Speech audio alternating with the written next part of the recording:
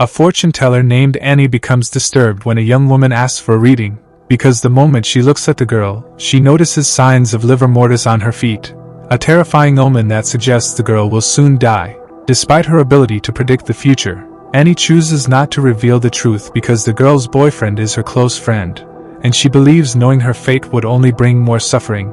Days earlier, a woman trapped in an abusive marriage had begged Annie to predict whether her violent husband would eventually kill her. After the reading, Annie warned her to leave him before things became worse, but the advice enraged the abusive husband, who later stormed into Annie's home threatening to kill her child if she continued interfering in other people's lives. Soon after, the abused woman returned asking when the violence would finally end, but before Annie could answer, the husband burst in again and violently attacked her. That same night, Annie experiences a horrifying nightmare where invisible hands choke her nearly to death, and the next morning she receives shocking news that the young woman who came for the fortune reading has disappeared.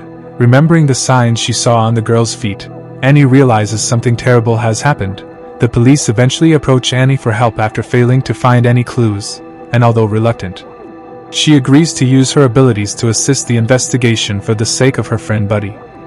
During the divination, she sees fragments of strange images including a split-rail fence, white flowers, a blood-stained chain, and a mysterious violin player. Later that night, the visions continue in her dreams, convincing her the violinist is connected to the murder.